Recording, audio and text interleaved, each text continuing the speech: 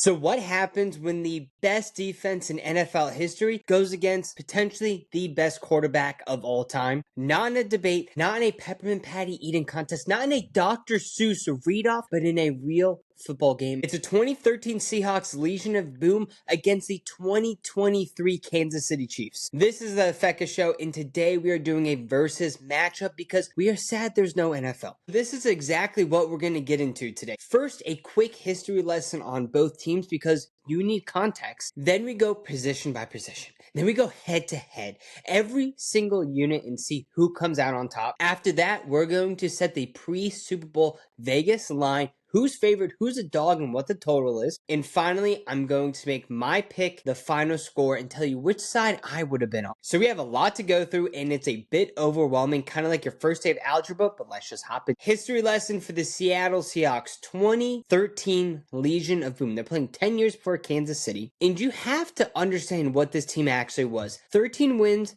3 losses, and they gave up only 14.4 points per game. And when the Super Bowl came, they dominated, kind of similar to this year, but much more. They beat Peyton Manning's #1 scoring offense, 606 points during the regular season. Seattle scored 43 points that game, and Denver only scored 8. Peyton Manning threw 1 interception in the first minute and a half. Oh, no, wait. He threw 2 interceptions in the first minute and a half there. So the game was over truly before it even started, similar to my troll doll phase when I was a kid where I wanted to start collecting them to put them on the back of pencils, but my mom said, no, you can't use your book fair money for that. So it never really happened, but God forbid a kid has a dream. Now, the 2023 Kansas City Chiefs did win their Super Bowl as well against the San Francisco 49ers. Patrick Mahomes, Travis Kelce, Andy Reid, and that offense was firing on all cylinders. But that's the offense. The defense was also the heart of it because of Spagnuolo. He knew how to get his team going, not to mention his defense in the second half.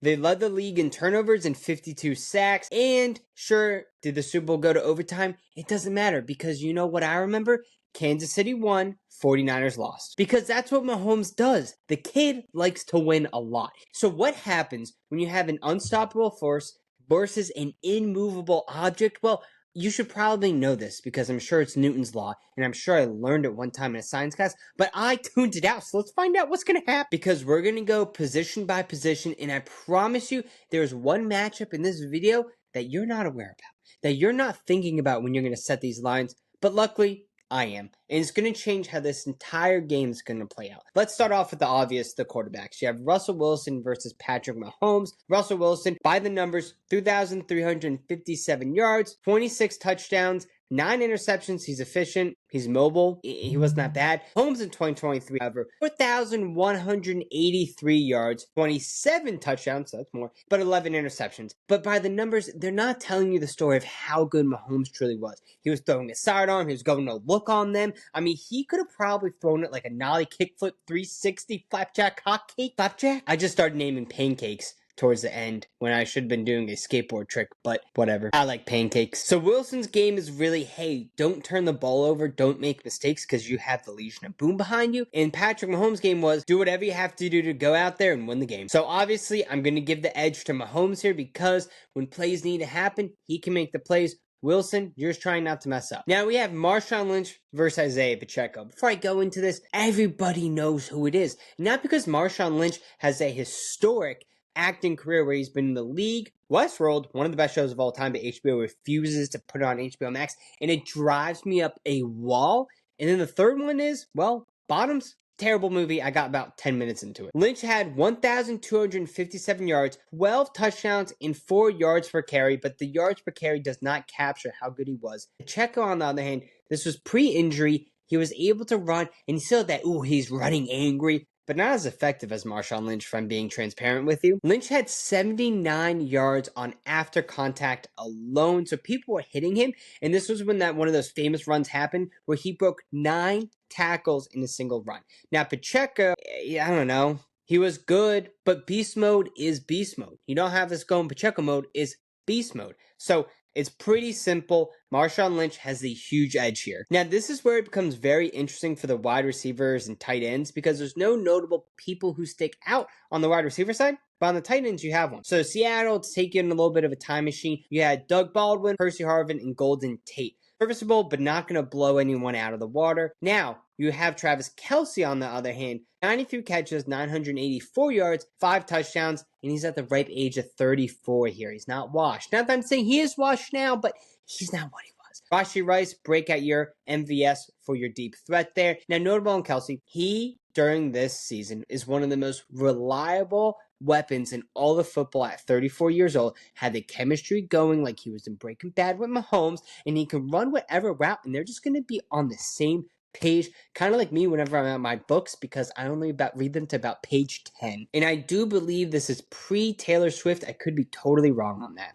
Now, on the other hand, if I had to give an X factor, it would be Percy Harvin. When he's healthy, he can run very, very, very, very fast, kind of like Sonic the Hedgehog, except I like Jahmyr Gibbs better. So, in the end of the day, he's great when he's healthy, but when he's healthy is the key word there. Kind of like when I order my cheesesteaks and I go Whiz Wit, because that's the key word. Now, is Whiz Wit healthy for my body? No. For my soul? 100%. So Seattle's receivers, they're going to do their job, but Percy Harvin, his X factor, I think is really more on the special teams. So I'm going to give the slight edge to Kansas City here, purely because you have Travis Kelce on your side. So offensive line to offensive line now. Notable in Seattle, this line pass protected enough to let Wilson operate, let him do what he needs to do. Basically, they're just the surgeons in the whatever it's called, the surgery room. That's kind of good that I don't know what that is. Or sad? I don't know, because I'm a grown man, I should know these things. But either way, they just kind of prep the tools and let Wilson, again,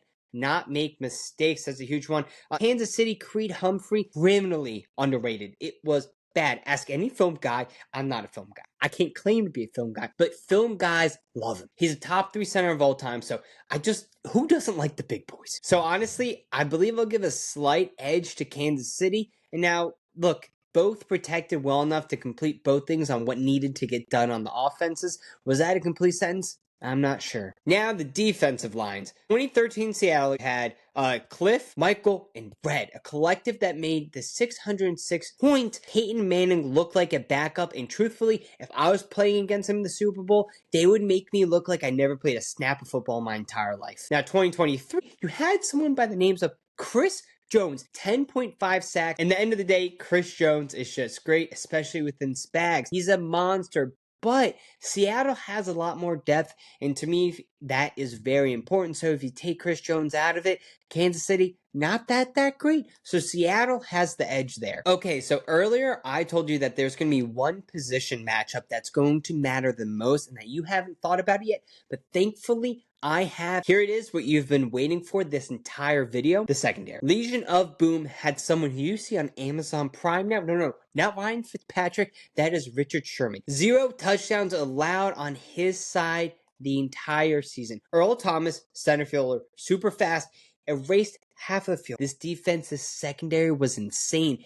Kansas City, you have Trent McDuffie, but it's kind of falling into the Chris Jones thing. And I guess you have Justin Reed as well, but only a couple standout players, no one that's going to, oh my God, go crazy, knock your socks off. I mean, how dominant Richard Sherman was compared to Trent McDuffie, it's not even close. Now, I like McDuffie. He's incredible. He wasn't Richard Sherman that season. I mean, he didn't cover just his own half of the field. He owned the real estate, kind of like the person who gets all the lucky rolls starting off Monopoly. They're just buying everything up, and from there you just go, okay, I'm not even going to look that way. I don't want to see it. It's not for me. Also, when you get like a scary video on X pop up and you get scared, you scroll right up. You don't want to go to that side of the field. But here's where it gets interesting. Because Richard Sherman is Seattle's X factor, Kansas City's X factor could match up against him, and that's Travis Kelce. So Richard Sherman can only cover half the field. Now, all this motion that Kelce can do, sure, you're going to have Earl Thomas cheat over a little bit, and then you're also going to have Kam Chancellor be a shadow, but all that motion, all that attention is going to leave all the rest of the players open. And now this isn't a Russell Wilson we're dealing with. It's Patrick Mahomes. So whenever he's going to need to just dish it out, have a flapjack, I want a pancake again. He's going to get it done. So it might not be to Travis Kelce. He might be even a decoy in this position going against this stat of a defense, but you're going to be able to scheme something up. So Seattle's secondary is all time. I am going to give the edge there to them. Pete Carroll versus Andy Reid. Now, I get it. Pete Carroll's all that, but I'm a guy who likes Andy Reid, and that's coming from an Eagles fan, too. He would scheme up a way with this defense to make Mahomes uncomfortable, but Mahomes uncomfortable is not like me in social situations uncomfortable. He can still play, he can still do his thing. That's because Andy Reid and Mahomes, they're going to scheme something up. Again, a lot of motion here that's going to confuse the Seattle defense. Now, forgive me if I'm wrong, but I don't think, I get it, Peyton Manning scored a ton of points. I don't think they were scheming up with all this motion that you would see Patrick Mahomes do. I'm taking Patrick Mahomes over Peyton Manning. I don't know if that's controversial or not. I mean, I think you can pretty much say you'll take Patrick Mahomes over anyone besides Tom Brady, right? I think that's where you're going to get a little bit of pushback there. But I give the coaching edge to Andy Reid. All right, so you've seen every single position group, and now you're wondering, okay, but what do the sharps think? What does the public think? And how is this game going to be bet? So this is one of the hardest lines I've had to set myself, mostly because I'm comparing decades, and this is the first time I'm doing one of these videos. Bear with me and bear with Claude here, okay? Seattle Seahawks, they give up 14.4 points per game. Chiefs offense, though, sure, we talked a lot about, Peyton Manning scored a touchdown at 29.4 points per game. So this is something that I like because the public loves betting with the better offense. So I'm going to open this line up at Chiefs minus 2.5. Mahomes' track record, you have Travis Kelce, and Reid knows how to prepare. Personally, I think better than Pete Carroll.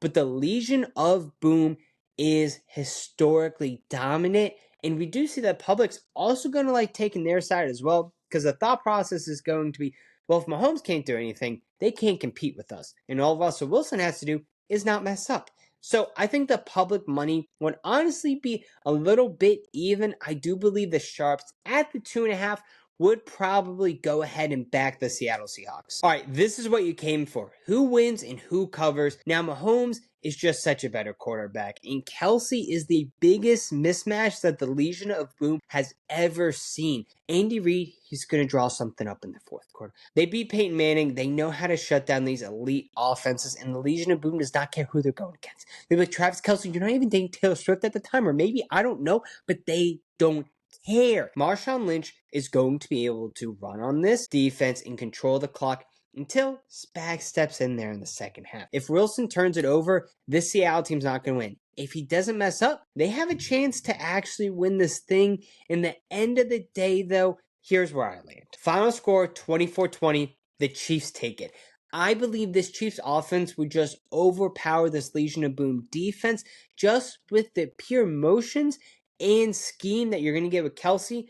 I just think Mahomes is that much better than Russell Wilson that it cancels out what we're going to see in that secondary for sure. So maybe it would even be a lower scoring game, but I do believe, again, this Kansas City team is going to get it done. So if you made it this far, go ahead, drop which team's going to win, what the final prediction score is, and if you even want to see more of these, or if I should just start prepping for fantasy football for the next year, I don't know. We'll have draft content coming out soon. Don't worry, everyone.